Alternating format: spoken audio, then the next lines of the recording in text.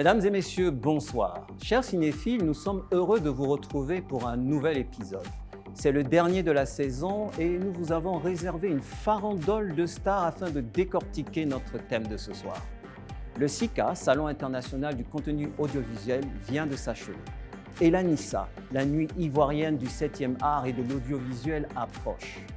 Quel est l'impact réel des salons et festivals locaux sur l'industrie audiovisuelle et du cinéma? Le thème est chargé de symboles et d'enjeux, et cet épisode vous séduira par la qualité de ses intervenants. Et c'est maintenant dans Red Carpet.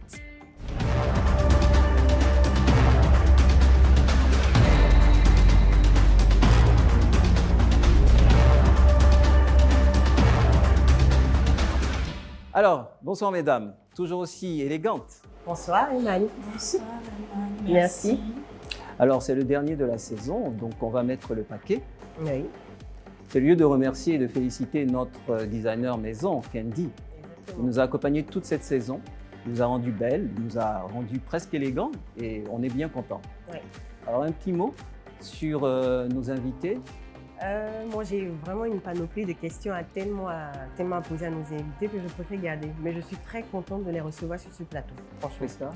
Moi, je suis vraiment contente. Déjà pour notre invité masculin, même si j'ai pas encore eu l'honneur de tourner avec, mais en même temps de le voir comme ça, de la voir pour moi un petit peu sur notre plateau, je trouve ça magnifique. Je suis contente. Je suis très contente. En tout cas, c'est un plaisir d'avoir à recevoir les sommités que sont nos invités, un grand acteur des planches et une grande productrice en Côte d'Ivoire. Nous allons passer sans plus tarder à un clap sur nos actus brûlantes. Alors, la 3e édition du SICA, le Salon ivoirien du contenu audiovisuel, s'est tenue le 26 et 28 juin 2025 au Sofitel Hôtel Ivoire. Est-ce que vous pouvez nous en parler? Bon, je vais commencer parce que je suis très contente qu'on en parle parce que déjà le SICA, c'est super bien. Il y a eu un concours de pitch. Il faudrait révéler aussi qu'il y a M. Franck Vlehi Oui. qui a eu une somme de 25 millions. Le Réal, on va partager l'argent ensemble. Et le concours de pitch lui a permis de révéler son talent, d'exposer un projet et ça a été validé par l'État. Et aussi Andrea Paula qui a eu la somme de 10 millions. Je suis très contente parce qu'aujourd'hui, je remarque que l'État ivoirien vraiment est investi par le cinéma. Parce qu'au départ, il fallait faire des choses, mais la révélation du SICA, c'est encore un joyau pour nous. Vous voyez, on a des concours de pitch, on a des petits réalisateurs, des courts-métrages et tout. Et ça, c'est vraiment une très bonne initiative. Il faut reconnaître qu'il y avait quand même 3 ministères qui étaient greffés sur cet événement. Le ministère, bien entendu, de la communication, le ministère du tourisme et le ministère de la culture. Exactement. Et c'était vraiment super bien. Moi, je suis contente. Alors, d'accord, pour enchérir à ce que ma consoeur vient de dire, c'est vrai que comme ça, en substance, quand tu regardes, tu vois seulement les lauréats. Mais il fallait être à SICA pour te rendre compte qu'il y avait vraiment des jeunes, mais qui osaient. C'est vrai que quand tu vois un jeune, tu sais qu'en bas, quand même, il y a un vieux qui se cache, c'est-à-dire il y a un ancien quand même. C'est le rock, hein. Faut s'appuyer sur les anciens pour pouvoir s'affirmer, nous, en tant que jeunes. Mais j'ai aimé l'audace de la jeunesse. Parce qu'il y avait une réalisatrice et productrice du nom de Rita Ambeu, que nous saluons au passage, qui est venue avec un pitch de 700 millions et poussière. C'est-à-dire, en fait, j'écoute la jeune demoiselle et dit, mais attends, mais on peut. Et quand même, c'était vraiment rempli de jeunes. Il y avait Andrea, tous ceux qui ont eu leur prix, même Franck Vlehi, quand même, c'est vrai, il y a un peu de barbe blanche, mais jeunes quand même. Donc, tu vois, c'est vraiment magnifique et ça donne envie. Ça donne envie et ces salons-là, je pense que pour nous, francophones qui ne sont pas forcément habitués au lobbying, on est toujours en mode, on connaît, je sais que par mon talent, les gens vont venir vers moi, il ne faut pas aller vers les gens. Hein. Donc, quand on fait ce genre de salon-là, c'est un peu pour dire, vous pouvez, parce que déjà, nous, les francophones, on a la tchatch. On sait faire. Donc, voilà, le salon est là, ne te gêne pas. Les gens sont là, ils sont à ta portée. Vas-y, parle, fonce, et puis tu sauras. Il faut reconnaître que l'ASDM avait doté donc, le concours Business Hub de 50 millions. Et c'est le lieu de féliciter M. Oumar Konaté, le commissaire général du SICA, qui a vraiment porté ce projet et continue de porter ce projet et apporter des innovations. Donc, on pourra en parler tout à l'heure avec nos invités pour savoir effectivement quel peut être l'impact de ce type de salons locaux en Côte d'Ivoire.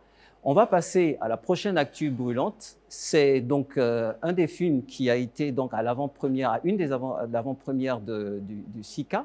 C'est Le Grand Déplacement de Jean-Pascal Zadi.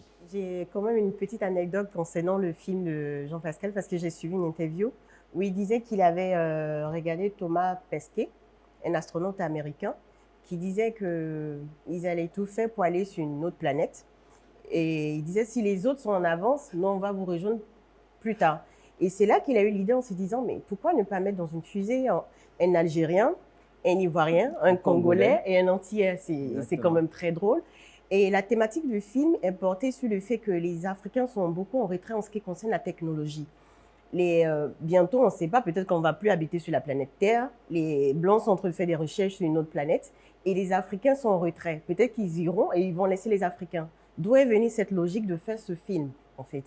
Et j'ai un peu mal parce que j'ai l'impression qu'il y a un message véhiculé qui est caché où les Africains devaient se réveiller en ce qui concerne la technologie. On devait être en avance sur certaines choses. Et c'est un très, très bon film pour moi, franchement. Ouais, c'est un magnifique film, sauf qu'en France, le film a eu un flop. Donc, j'espère que le SICA n'a pas été un plan de recours. Moi, c'est tout ce que j'espère. Maintenant, le film est déjà en salle, dans l'espoir que ça se comporte beaucoup plus mieux que ce qu'il y a eu de l'autre côté en guise de compensation, quoi. D'accord.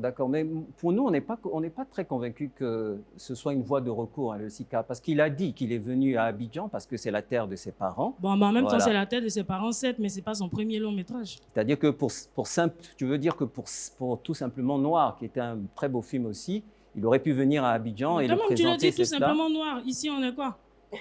C'est peut-être une stratégie. Oui, mais tout dépend du type de communication. Tout simplement, Noir, c'est un film dans la logique française, mais là, c'est un film purement africain où on parle d'une technologie, l'ensemble des Africains qui viennent sur la Terre pour créer une fusée pour aller sur une planète. Oui, moi, la communication, c'est bien que ce soit en Côte d'Ivoire. J'étais à l'avant-première, c'était magnifique, c'était beau, mais je parle du truc de... Et si là-bas, parce que si là-bas, ça avait fait un boom, je ne pense pas que le gars il allait avoir le temps de venir ici. Bon, pour mettre d'accord tout le monde, vous avez trouvé que c'est un beau film dans tous les cas. C'est un très beau film dans tous les cas. On a aimé et on encourage le grand public à faire un bel accueil à ce film et féliciter aussi Jean-Pascal Zadi pour ce fait qu'en tant que Répat revienne en Côte d'Ivoire pour présenter son film. Plus de 10 milliards et poussière quand même. Oui, quand même. Nous allons passer à notre prochaine actu brûlante, c'est Sacrifice de M. Agbadou. Ah, M. Chali Agbadou. Ah ben oui, c'est votre proche. C'est le meilleur réalisateur en ce moment. Non, mais que peut-elle dire d'autre?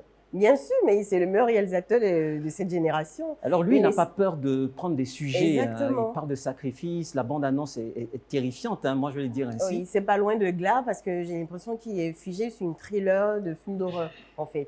La déontologie de Chali, c'est d'entamer tout ce qui est africain, en fait. Révéler des talents ou bien en ce qui concerne un thriller de sorcellerie à l'africaine. Est-ce que c'est pas le Nissa d'Or qui a boosté un peu? Justement. Et derrière cette thématique, il faudrait aussi souligner que c'est Hiram qui fait tous ces chefs-d'œuvre-là aussi, que j'aimerais, par le passage, saluer. Il est vraiment fort, Hiram. En tout cas, c'est toute une équipe, il faut féliciter.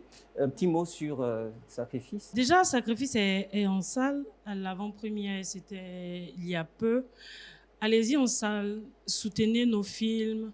Voilà, vous n'avez pas arrêté de crier sur nous. Voilà, vous voulez des films, que ce soit films d'horreur. Si vous avez regardé les films de Nollywood, les films de sorcellerie, là, hein, c'est que ça aussi, vous pouvez regarder. Donc, je vous invite à découvrir Le Sacrifice de Charles Landry Agbadou. Regardons ensemble la bande-annonce.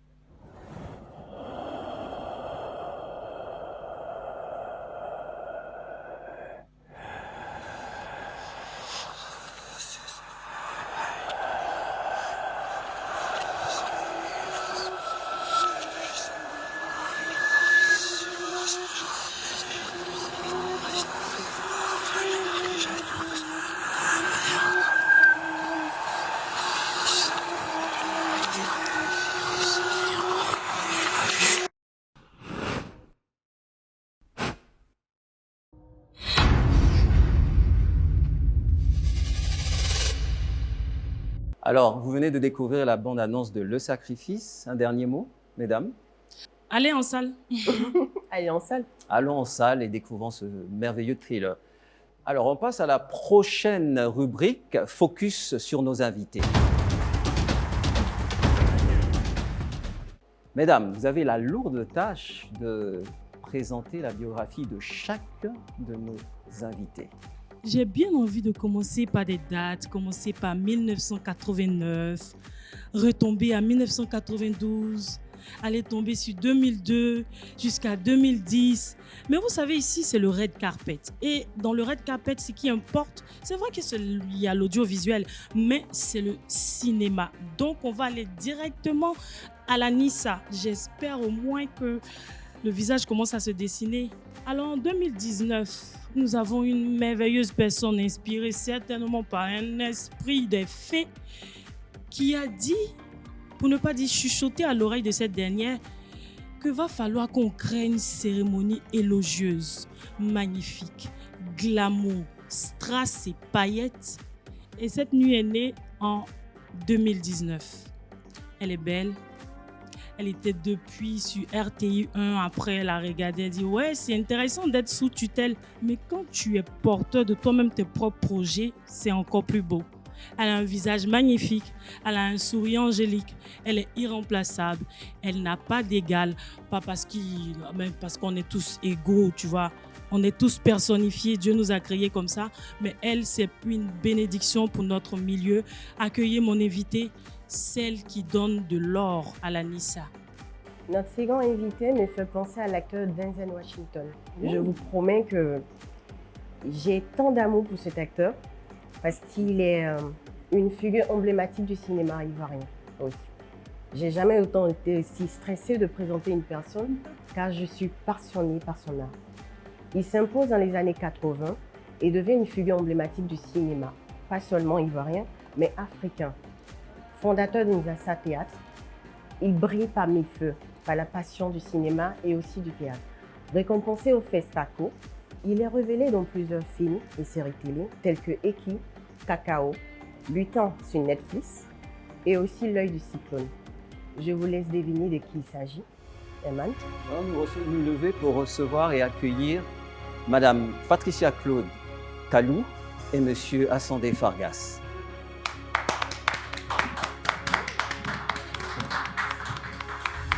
Madame, bonne arrivée. Alors, nous sommes heureux, hein, et comme vous avez pu le constater, beaucoup d'émotions. Merci de nous faire l'honneur d'être présents parmi nous. Alors, quelles sont vos actualités? On va commencer par Monsieur Assandé Fargas. Double actualité, merci. Je voudrais aussi profiter de l'occasion pour vous dire merci, parce que ce n'est pas souvent qu'on parle des métiers que nous pratiquons. Les gens voient les films, mais comment ça se déroule, qui est derrière, qui fait quoi pour que le film arrive en salle, quelles sont les souffrances, les plaisirs aussi, mais l'arrière-cour des films que les gens regardent. Donc quand il y a une émission qui se spécialise sur ces sujets, c'est un plaisir pour nous parce que ça propulse notre métier un peu plus loin encore. Double actualité, je disais, parce que je viens parler de Sex, Love and Money, le dernier long métrage de O.L. Brown. Et puis de façon personnelle, je travaille sur une comédie musicale qui va probablement être vue au mois d'août avec environ 150 comédiens, choristes, danseurs sur le plateau pour parler de la vie de Joseph pour ceux qui ont déjà lu la Bible. Ah, merci, merci. Et vous, madame, j'ai préféré vous laisser la primeur de répondre après parce que votre actualité, elle est proche, on la connaît. Parce que dans le SICA, je fais partie du comité scientifique. Tout à fait. J'ai plusieurs casquettes. Donc, cette année, par exemple, depuis quelques années, je préside la commission du pitch. Et puis ensuite, il y avait une innovation qui était le SICA TV, qui a été la grande innovation aussi de cette édition. Donc là, on vient de boucler et puis dans quelques jours, c'est la Nissa. Donc, on est à pied d'œuvre en tout cas. Alors, je vais vous laisser dans les mains de mes chroniqueuses. Avec plaisir. Moi, je suis déjà pressée de poser ma première question déjà. J'aimerais savoir d'où est venue l'idée déjà, parce on voit qu'il y a beaucoup de lobbying maintenant, SICA et tout. Moi, j'aimerais savoir, vous avez été la première quand même pour un grand événement, Nissa. Oui. D'où est venue l'idée et comment ça s'est passé? Alors, l'idée est partie du fait que moi, je sois dans l'événementiel. Donc, je suis dans l'événementiel depuis quelque temps. Et quand j'ai pris la présidence de la CEPACI, qui est la conférence des producteurs audiovisuels de Côte d'Ivoire, ça m'est venu tout de suite. Et puis en échangeant avec les présidents, parce que c'est toute une équipe, je ne suis pas seule, on a pensé qu'il nous manquait ce genre d'événement-là. Je pense que quand vous regardez aujourd'hui dans plusieurs écosystème, les Ébonies par exemple, ils ont une grande soirée. Je me suis rendu compte qu'il n'y avait pas un espace où on pouvait avoir de la visibilité. Alors que nous sommes des personnes visibles à la caméra, derrière la caméra. Donc pour moi, en tout cas, c'est un événement qui s'imposait. Et puis on en a discuté en équipe et on s'est dit, bon, vraiment, on va essayer, on va voir comment est-ce que ça va se passer. C'est comme ça qu'on a tenté le coup, on a eu un peu d'audace et puis ça a marché. Dans ce cas, le projet était un thème, vous avez fait ça sous fonds propres. Comment ça s'est passé au niveau de l'État? Est-ce que l'État vous a accompagné et tout ça? Quand vous initiez un projet pour la première fois, il faut compter sur vos propres forces. Wow. Quel que soit tout ce que vous faites dans n'importe quel domaine, parce que c'est vous qui avez votre vision. C'est nouveau, personne ne sait ce que vous voulez faire. Donc c'est en comptant sur vous-même que vous pouvez d'abord initier. Et puis quand les partenaires voient, ils se disent « Ah d'accord, on a compris ce que vous vouliez ». Et là, ils vous suivent. Mais les premières éditions, la plupart du temps, il faut compter sur vos fonds propres. Et puis, il y a quelques partenaires aussi qui, par exemple, qui vous suivent parce que vous avez un parcours, parce qu'ils ont déjà vu ce que vous faites. Ça, c'est très important aussi. Quand on porte un projet, le partenaire se demande « Mais qu'est-ce que la personne a fait avant ?»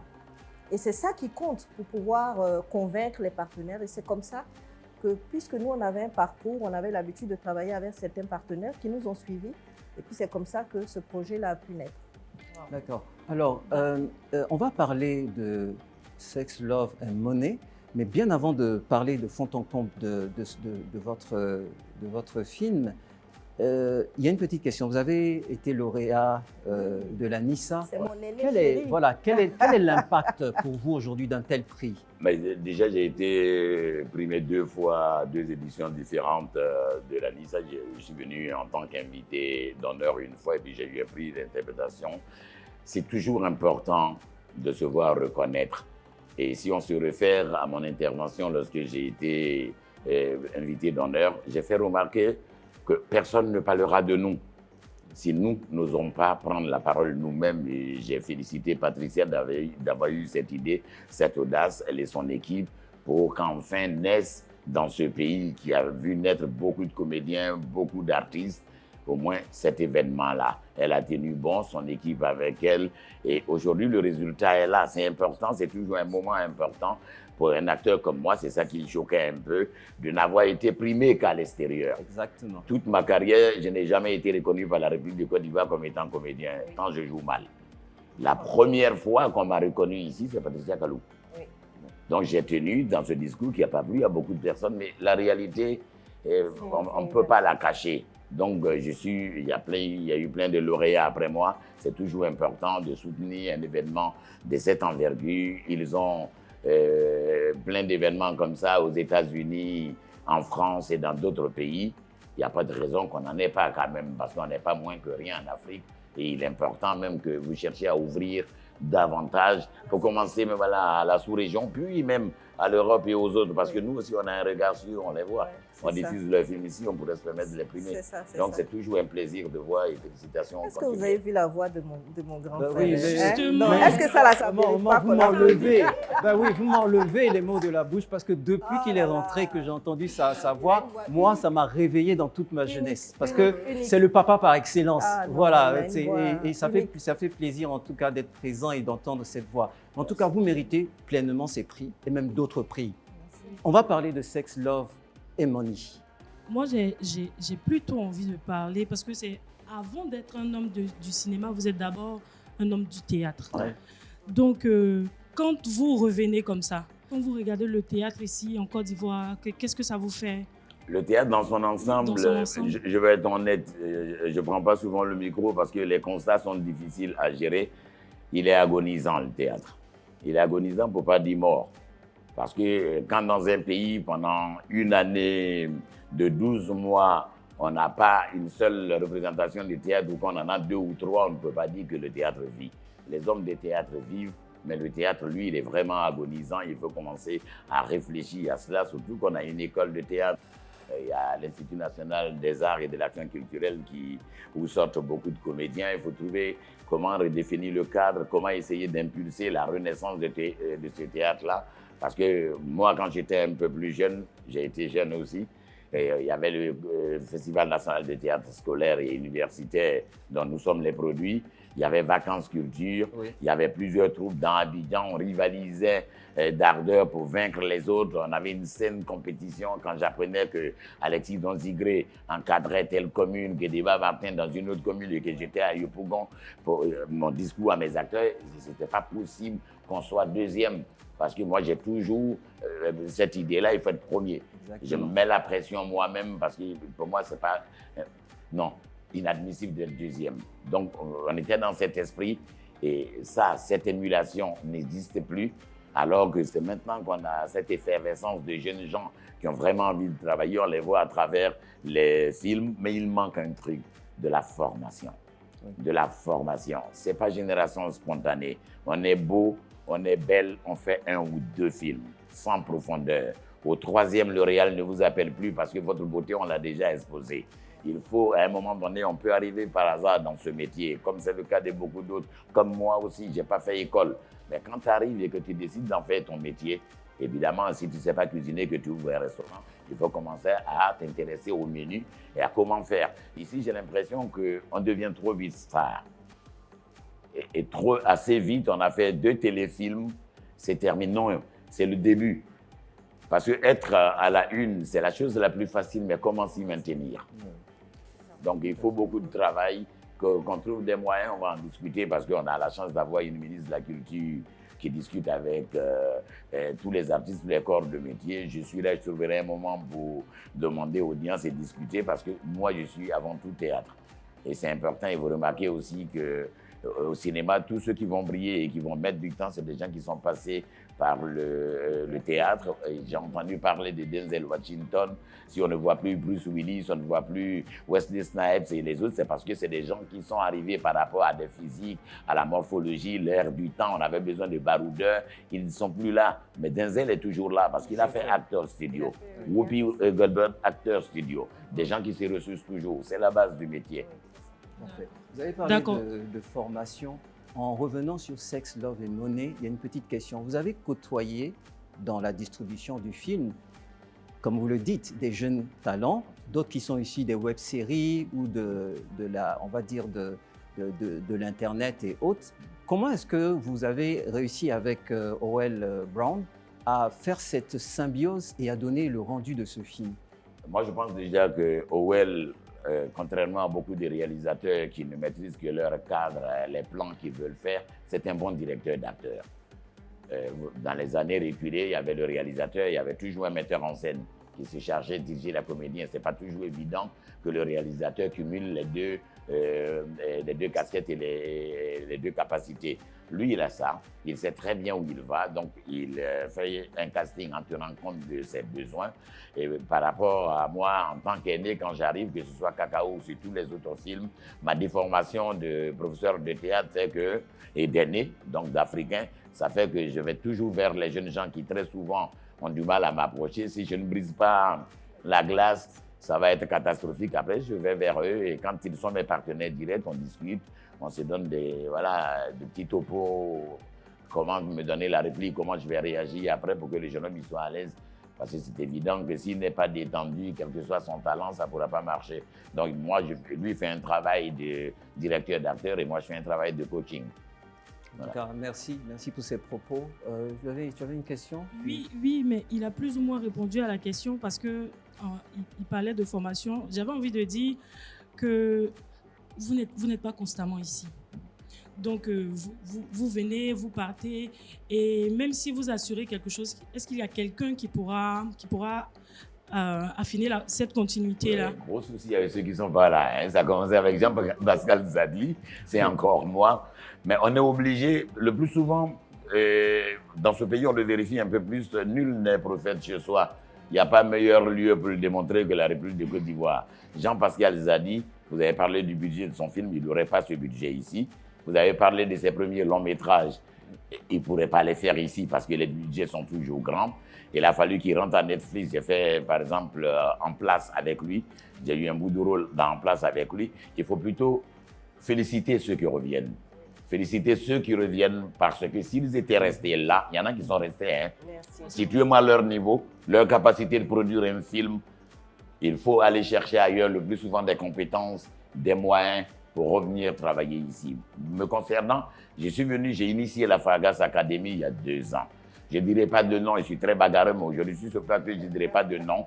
Des gens m'ont suivi en croyant qu'on l'utilise juste parce qu'il y a une pub à faire, il est là, on va profiter de sa présence en espérant que ça allait être un truc, voilà, banal, comme on dit ici. Ça a été un succès. J'ai fait filmer toute la formation. Après, on me dit on va le relancer, mais il faut que l'intitulé change. Ça ne doit plus être Fargas Academy, ça doit être quelque chose d'autre Académie. Pourquoi est-ce que quand c'est bon, ça ne peut pas être africain, ivoirien? Et moi, j'ai dit non. Il y a des marques qui existent. Je considère aussi que mon nom peut être un label. Pensez-vous qu'il y a une évolution quand même du cinéma par rapport à l'année 2025? Il faut peut-être aussi qu'on commence à nuancer quelque chose, parce que peut-être qu'on n'a pas les mêmes appellations. Oui. Il y a beaucoup de télé. Les séries, c'est de la télé, ce n'est pas du cinéma. Le cinéma, c'est le long métrage. On a beaucoup de séries. Donc, on a beaucoup de télé, on a très peu de cinéma.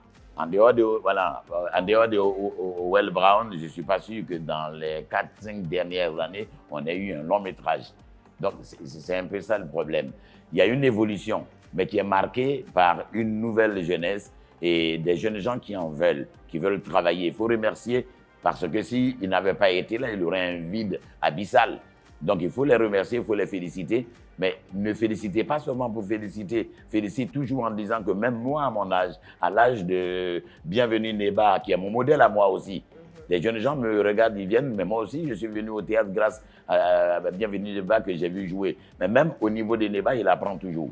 Dans la formation, quels que soient vos prix, votre niveau, votre ancienneté, votre mort commence par le manque de formation et de recyclage. Alors, on va revenir vers Madame Kalou. La SICA est à sa 3e édition. Vous faites partie du comité. Le SICA, pardon, est à sa 3e édition. Vous faites partie du comité scientifique. L'ANISA, si je ne me trompe, est à sa 6e édition. Quelles sont les innovations majeures Du SICA ou de l'ANISA? De l'ANISA? Oui. Alors cette année, comme on l'a dit la dernière fois, on n'aura pas de court-métrage. Ça n'a pas été bien compris. On a été obligé de j'ai même suivi une fois une émission où on parlait de ça ici, qu'il n'y a pas de court-métrage. Et donc ça, c'est vraiment une innovation, même si c'est une innovation qui n'est pas très appréciée, c'est quand même assez nouveau. Et puis, bon, il y a beaucoup de continuité aussi sur les meilleures émissions de divertissement qu'on est en train d'essayer encore de peaufiner.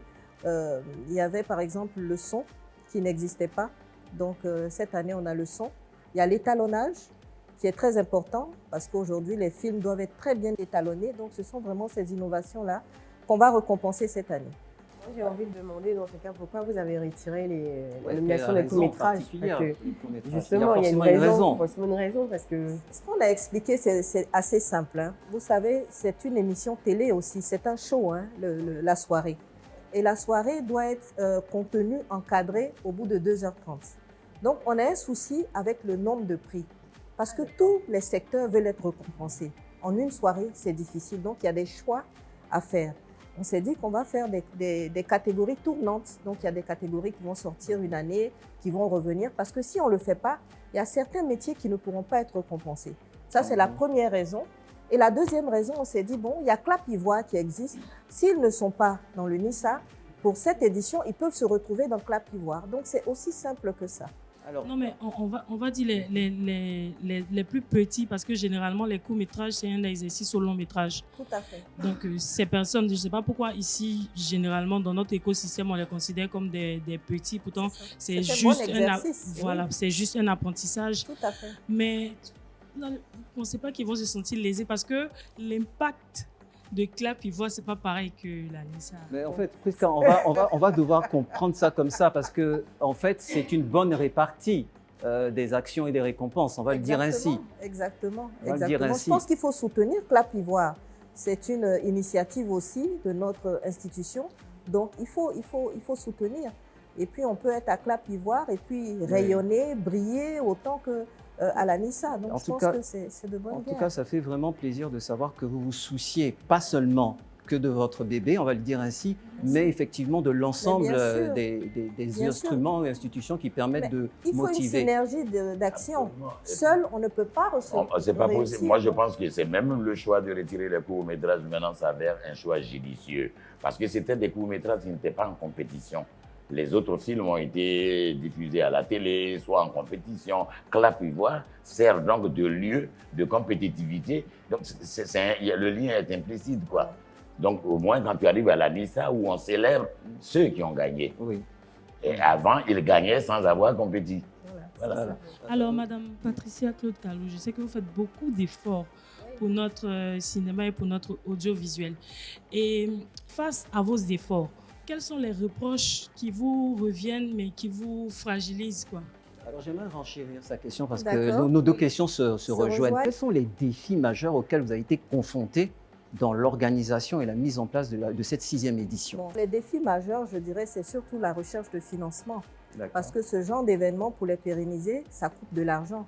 Quand j'écoute les complaintes des uns et des autres qui veulent des prix plus importants, ils ne savent même pas où on trouve l'argent même pour organiser l'événement. Ça nous fait sourire parce qu'on se dit, bon, s'ils demandent ça, c'est parce qu'ils ont confiance en l'événement, c'est parce qu'ils nous mettent à un certain niveau. Mais déjà, même organiser ce genre d'événement, ça coûte très cher.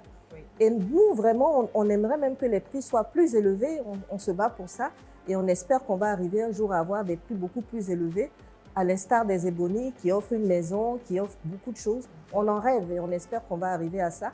L'événement est assez jeune, on a 6 ans, même si on a l'impression que la NISA existe depuis 20 ans et on a beaucoup d'attentes, on le comprend, mais en même temps, ce n'est pas évident de trouver des financements pour pouvoir supporter ce genre d'événement.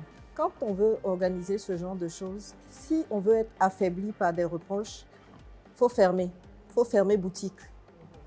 Moi, j'ai dit à mon équipe, on se met dans la peau d'une institution. Une institution, elle ne répond pas. On ne répond pas, on écoute. S'il y a des choses qu'il faut améliorer, on améliore, mais on n'est pas là pour se laisser abattre par les réflexions, les reproches, les ceci. On a une vision, on sait où on veut aller, on connaît nos objectifs et on se concentre sur ça. Quand on va arriver, tout le monde va se rendre compte de ce qu'on visait. Donc, on reste concentré et puis on y va. Les reproches, que vous fassiez bien, que vous fassiez mal, il y aura toujours des personnes qui ne seront pas satisfaites. Bon, les critiques, c'est pas mauvais. En Afrique, à chaque fois, quand on va faire quelque chose, il y a toujours des petites critiques. Est-ce que vous pouvez répondre quand même aux haters qui disent il y a plusieurs catégories de films, en fait. Et on a constaté, concernant la NISA, qu'il y a des films qui sont sélectionnés dans beaucoup de catégories, en fait. Et ça aussi, ça dérange peut-être un peu le public en disant que le même film est sélectionné plusieurs fois. Qu'est-ce que vous pouvez répondre à cela? Et la deuxième question, et la plus intéressante, c'est bien parce qu'on critique, mais de savoir aussi sur quels critères vous vous basez pour nominer certains films ou bien certains acteurs. D'accord. Donc, par exemple, la première question sur un film qui est nommé dans plusieurs catégories. Exactement. Il y a plusieurs corps de métier qui travaillent pour faire un film. Si vous nommez un film, par exemple, sur le son, mais le film, il peut être nommé aussi sur la qualité de l'image, sur la qualité du son. Un film, il y a toute une équipe qui travaille autour d'un film. Vous voulez nommer qui et laisser qui? Quel métier est-ce que vous voulez nommer, distinguer au détriment des autres? Effectivement, madame, on a ouï dire qu'en fait, on se retrouve avec plusieurs directeurs photo nominés, plusieurs autres intervenants nominés. Après, on se demande, est-ce que ce n'est pas plutôt les meilleurs qu'il faudrait nominer et se retrouver donc avec des intervenants qui ne seront pas nominés. En fait, c'est un partage. Qui dit, hein, non, bien sûr, c'est l'occasion de pouvoir répondre. Justement. Alors, par exemple, sur un film, quand vous venez inscrire un film, il y a un formulaire que vous remplissez. Je ne sais pas si je réponds à votre question, mais il y a un formulaire que vous remplissez. Sur le scénariste, par exemple, vous allez nous dire quels sont les scénaristes qui ont travaillé dessus. Il y en a qui viennent avec 3, 4, 5, 6 scénaristes. Nous, on ne fait que reproduire ce que le formulaire nous a mentionné pour pouvoir nommer au cas où ce film-là est nommé. Ce n'est pas nous qui allons choisir les gens dans les équipes pour les nommer. Il y a des formulaires que chacun remplit. C'est comme ça qu'on inscrit un film à la NISA. Donc, si vous avez produit un film, par exemple, et vous avez travaillé sur le film, vous avez 2 scénaristes qui ont écrit le film, et vous notez les 2 scénaristes. Au moment de nommer le film sur le meilleur scénario, c'est les 2 scénaristes qui seront nommés. Et en ce qui concerne les acteurs, la nomination se passe comment aussi? En ce qui concerne les acteurs, il y a les acteurs principaux, il y a les acteurs secondaires. Quelquefois, on essaie même, parce que ce n'est pas évident dans des films de retrouver des acteurs secondaires. Il n'y a pas encore cette différence-là qui se fait la plupart du temps dans nos films. Donc, on recherche. Il y a par exemple les meilleurs, comment on appelle cette catégorie-là? Les espoirs, ceux qui viennent d'arriver et tout ça. Donc, il y a ce genre de catégorie. On aimerait vraiment nommer tout le monde. Mais on comprend bien que tout le monde veut être nommé, que tout le monde, par exemple, veut être inscrit. Mais comme on le dit, il y a un filtre. C'est-à-dire que pour la NISA, si vous saviez le nombre de personnes qui travaillent sur les nominations, la première nomination, c'est un groupe de personnes qui sélectionnent déjà les films qui vont passer à la deuxième étape. Ces films-là, la première sélection se fait comment? Est-ce que le son est propre? Est-ce que les images sont propres? Ainsi de suite. Donc, quand vous passez cette première étape, vous passez à la deuxième étape, qui est le comité scientifique. Alors, le comité scientifique est constitué des chaînes de télévision, des représentants de chaînes de télévision. Pourquoi on a fait ça? Parce qu'on veut permettre à ces films-là d'être placés aussi sur les chaînes de télévision. Donc, c'est pour ça qu'on les a réunis. Et je vous avoue qu'il y a des chaînes qui viennent directement pour dire ce film, je le veux sur ma chaîne. Ça crée quoi? Ça crée un marché pour toutes ces personnes qui ont du mal à caser leurs films, qui ont du mal. Donc, c'est sciemment qu'on réunit toutes ces chaînes de télé pour leur montrer ce qui existe sur la place, comme production audiovisuelle et même cinématographique, parce que le Majestic aussi fait partie de ce comité scientifique-là. Ensuite, il y a le jury international. Le jury international, c'est qui? C'est quelqu'un qui ne connaît pas Prisca, qui ne connaît pas telle personne. Donc, en toute transparence, ils travaillent. Donc, ils sont dans plusieurs pays. Cette année, on a le Bénin, je crois, on a le Sénégal, on a la France. En tout cas, on a plusieurs pays. Et ces personnes-là travaillent sur les productions. Donc, vous avez vu, il y a 3 filtres. Et donc, c'est difficile. Moi-même, le comité scientifique, j'y participe pas. Je ne participe pas au jury. Je ne participe pas au premier comité. Je ne sais rien de tout ça. Parce que, justement, la transparence est très importante. Après, on peut le comprendre. Il y a des gens qui sont contents, il y en a qui ne sont pas contents. Mais c'est la sélection, c'est comme ça. Et puis bon, un jour, il y a des gens qui ne sont pas contents, qui se retrouvent sur le podium, qui disent « Ah, je n'étais pas content, mais aujourd'hui, me voici sur le podium ». Et ils se rendent compte que tout le monde a ses chances. Alors, madame, il est difficile pour moi de ne pas poser la question à M. Assandé Fargas par rapport à cette organisation. Vous, M. Assandé Fargas, il est nommé cette année en plus. Voilà. Quel est le ressenti honnêtement, hein, sans parti pris ou sans rire, quand vous connaissez, hein, vous allez dire les choses comme elles sont. Quel est votre ressenti par rapport à ce que Madame Kalou vient de dire, par rapport à cette méthodologie utilisée pour pouvoir procéder aux nominations? C'est encouragé, parce que moi je pense aussi qu'on tombe un peu dans la facilité. Un prix, ça a un nom, c'est un prix. C'est la fin, l'aboutissement d'un parcours. On n'est pas primé quand on vient de faire un film seulement parce qu'on l'a fait. Parce que moi, je peux être à sa place, vous présenter 20 films. S'il y a 8 qui ne méritent même pas d'avoir un seul prix, ils ne l'auront pas. À un moment donné, il faut qu'on sache que l'idéal serait d'aller vers l'excellence. Et ce processus-là, des gens qui vont sélectionner des films, un comité scientifique, puis un jury international, qui dira mieux? Et aucun membre de son équipe ne participe à tous ces comités. Tout à fait. Alors, si on est contre vous et qu'on ne vous a pas sélectionné, c'est qu'on est contre vous à l'international. Donc, à un moment donné, moi, je pense que c'est propre, c'est direct. Et quand tu es élu, tu dois être content. Quand tu ne l'es pas, redouble d'efforts. L'année d'après, tu l'auras. Donc, Monsieur Assandé Fargas, quand vous êtes contacté par le réalisateur O.L. Brown, est-ce qu'il n'y a pas eu un souci d'éthique? Parce que quand on regarde le film, là, les 10 premières minutes, c'est chaud. Donc, il n'y a pas Et où est eu l'éthique dans l'histoire? Il y a du sexe. Qui n'a jamais eu un lien avec le sexe? Je ne vois pas en cela. Ce n'est pas un film.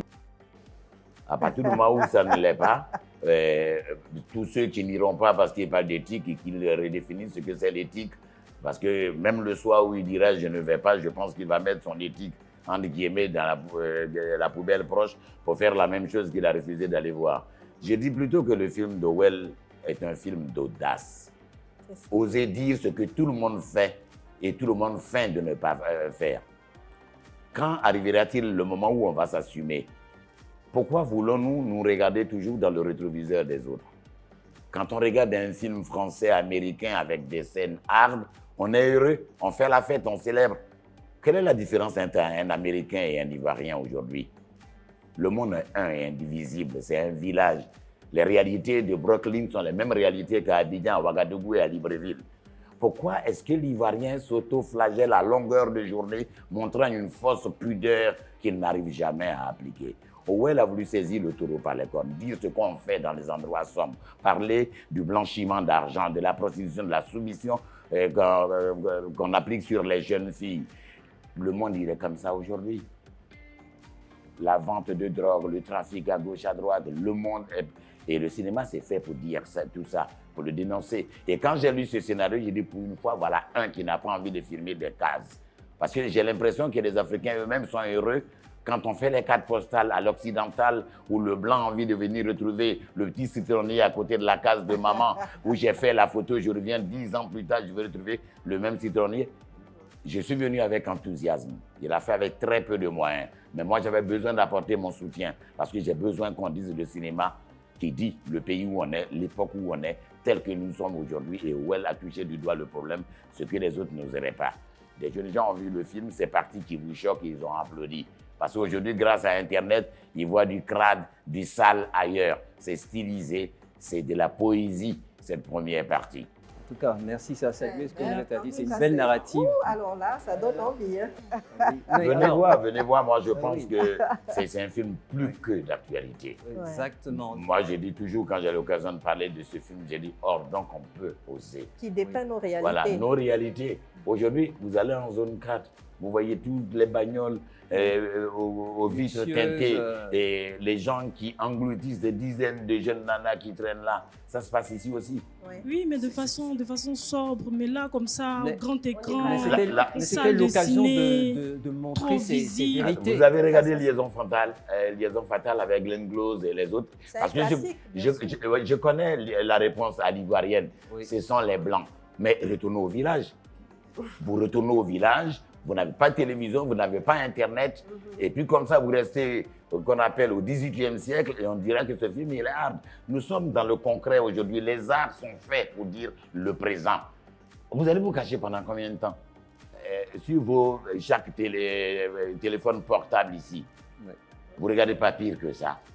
Sans scénario, indigeste. Et sans censure. Sans censure, Claude. C'est même choquant. Et là, on est au cinéma, on restitue une réalité. Et puis ce que vous faites là, vous dites aux jeunes filles qui ont eu cette audace d'accepter de nous accompagner dans ce voyage, attention, les Blancs peuvent le faire, les Noirs pas. Parce que j'ai jamais entendu, j'ai jamais vu et entendu un public qu'on appelle africain, ou particulièrement ivoirien, dire « Ah, ce film-là, c'est trop dur, c'est trop hard ». Au contraire, on en raffole. On va au Majestic, on les regarde tout le temps. Sur nos téléphones, il y en a. Vous voulez qu'on vérifie les téléphones là maintenant? Voilà, donc arrêtez ça un peu à un moment donné. Moi, je pense que le sexe, il est vilain quand il est dans la... Mais il est poétique lorsqu'on s'est emmené. Dans ce film, vous avez vu à un seul moment le membre de quelqu'un? Non. Non.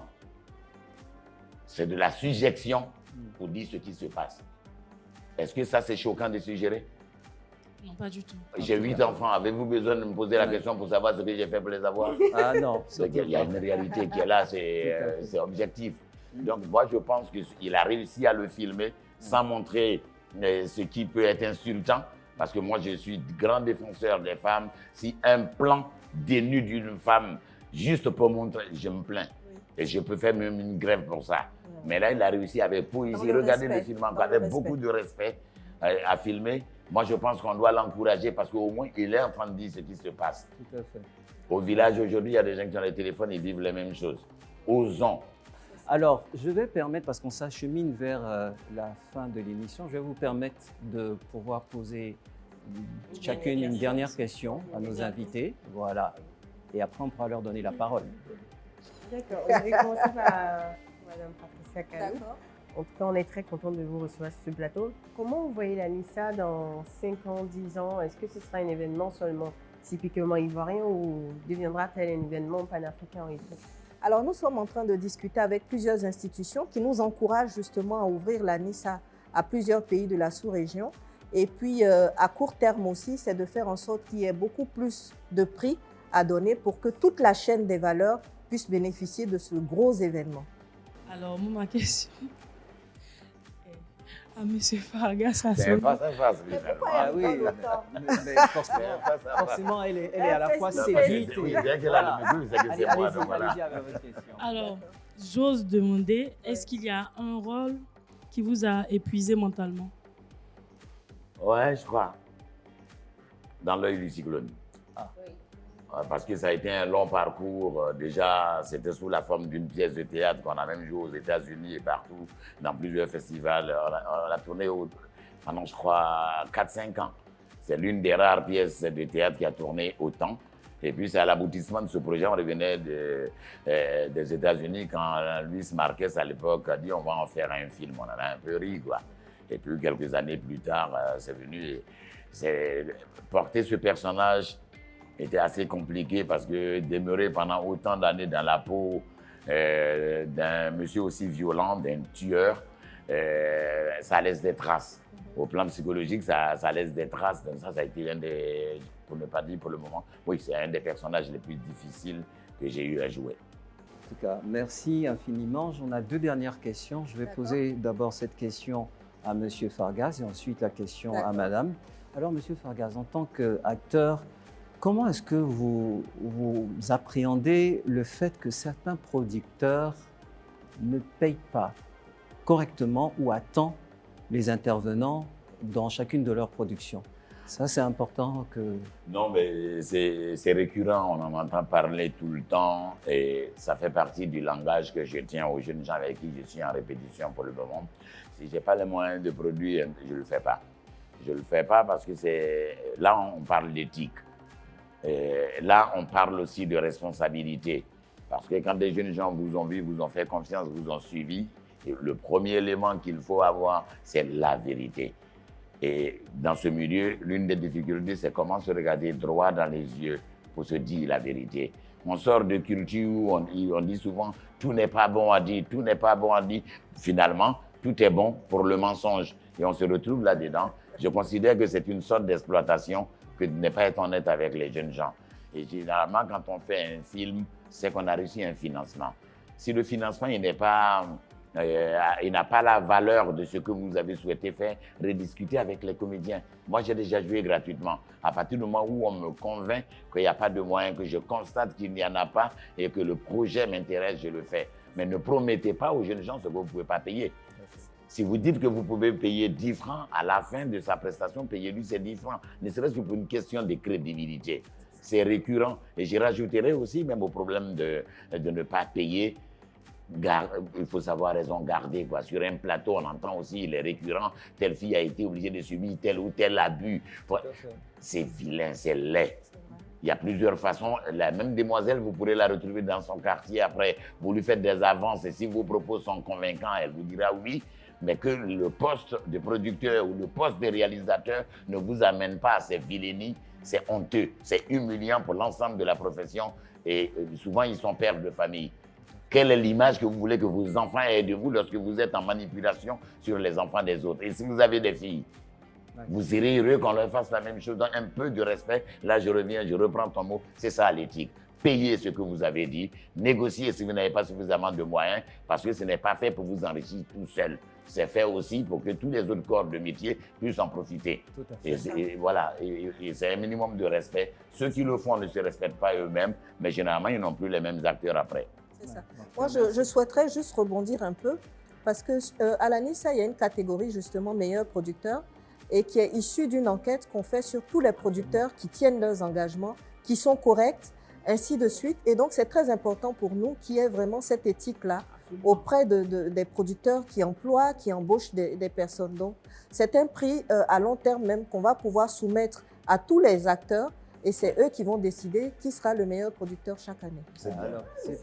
Alors, je voulais effectivement rebondir sur la réponse de M. Fargas pour vous poser votre autre question. Est-ce que vous pensez qu'au stade d'aujourd'hui, vous qui faites la promotion de salons, festivals pour l'industrie du cinéma et de l'audiovisuel, est-ce que vous pensez que c'est le moment de procéder aux assises du cinéma et de l'audiovisuel en Côte d'Ivoire? Bien sûr, c'est en préparation. Hein. On a déjà commencé à faire l'état des lieux Et nos institutions nous demandent, si on veut améliorer les choses, de pouvoir faire ces assises-là avec toutes les fêtières, toutes les associations, pour pouvoir faire les états généraux de notre écosystème. Et si on veut avancer, eh bien, on est obligé de constater et de faire des recommandations, un livre blanc, en tout cas qu'on va présenter à toutes nos institutions. Donc, on y travaille. En tout cas, j'espère que les autorités ne manqueront pas de vous appeler, vous et d'autres sommités comme Bienvenue Nobel, comme vous avez parlé. J'ai souligné, voilà.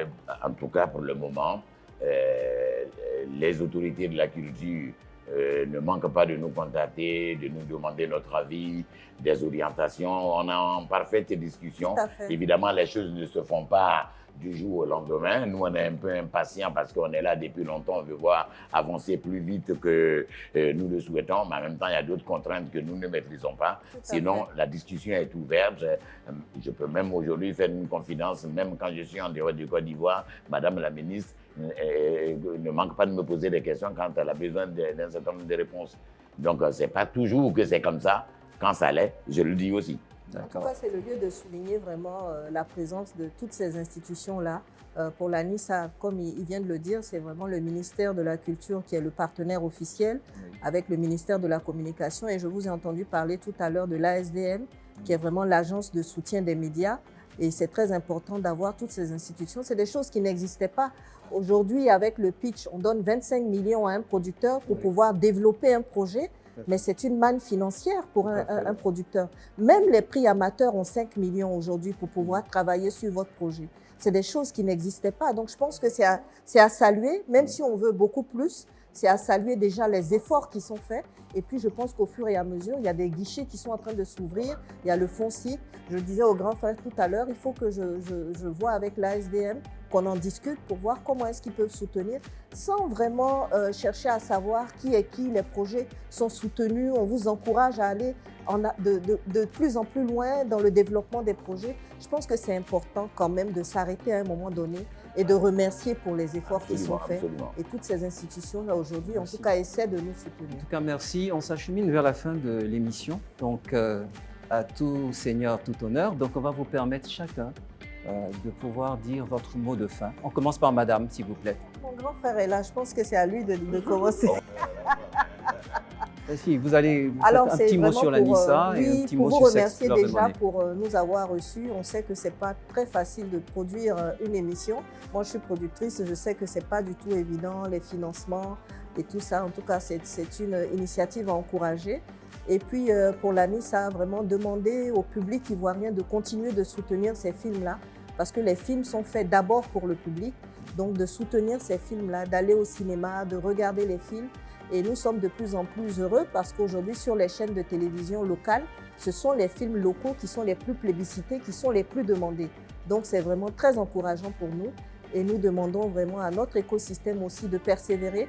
C'est vrai que ce n'est pas facile, on n'a pas toujours les moyens qu'il faut, mais je pense qu'avec la résilience, avec le fait de pouvoir toujours continuer d'y croire, je pense que les choses vont aller de mieux en mieux. Déjà, c'est beaucoup mieux qu'avant.